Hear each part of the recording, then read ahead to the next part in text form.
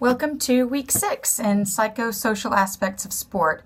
I hope you're enjoying the class and kind of getting a rhythm for the kinds of ideas that we're studying and in institutions in our society and the way that they affect our sport and the way that sport affects them. So last week we talked about religion and sport, and that's one of my favorites because I think there are a lot of parallels between religion and sport, and we examined that idea in looking at the concept of secularization theory. So many years ago, the church and religion dictated a lot of our social norms and processes. Things like our schools and our workday and gender roles and things like that were dictated by the church. And as we have come forward into modern times, that hold has lessened a little bit. And so now that the church doesn't dictate every aspect of our societies and daily lives, the idea behind secularization is that there is room for other activities or institutions to kind of come in and take its place and help to shape our norms. And with sport, the idea is that sport is one of those things that helps to influence our norms, our roles, such as our education and our roles as women and men in society. So the idea of secularization that we looked at last week is that sport is taking the place of religion and shaping our society a little bit. So that's kind of the main idea that we looked at there. Some comments on assignments I've graded. I just want to remind you with the trend analysis assignment that your job in the trend analysis is not to summarize the broader topic. That's my job. I am presenting the broader topic to you. Your job in the trend analysis assignment is to pick something, some specific aspect of it, or some specific recent occurrence that relates to it that we might not know about, and flesh it out for us, educate us on that topic. So this week we're talking about deviance and sport. For example, you need to pick a specific occurrence that reflects a specific aspect of deviance in sport, not sums up what I am telling you about that. We don't need to hear it twice. We need to hear some specific occurrence that has just happened, or a trend that is happening with deviance in sport. So I just wanted to remind you about that. You have to be specific, not general. Being general is my job.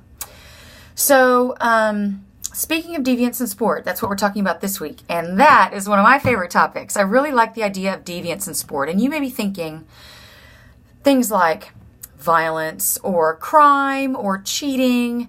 And those are certainly, deviant types of behaviors. But one thing that I'm trying to focus on this week that I think is really interesting in sport, it's a dilemma in sport, is the idea of overconformity. So overconformity in sport, for example, is when maybe we listen to a coach who wants us to hurt another player. Well, you know that hurting a player is wrong, but if your coach asks you to do it, are you going to conform to what the coach wants, or are you going to do what you know is right in your heart? So that's not an easy question, and we see that sometimes in popular movies. And Varsity Blues is in your course content this week. It's a clip from there where the coach is asking them to do over-conforming things, like shoot their knee full of steroids.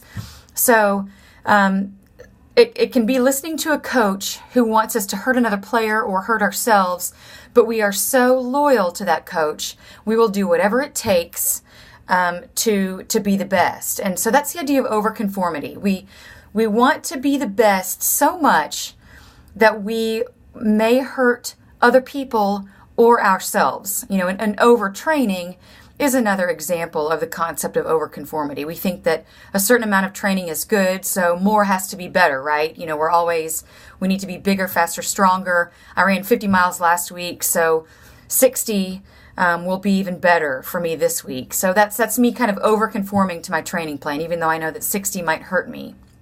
So anyway, exciting stuff this week. I love the concept of overconformity. I think it's fascinating. It's definitely an ethical type of problem and a question that we see in sports. And there's no right or wrong answer. It's a gray area, that whole space.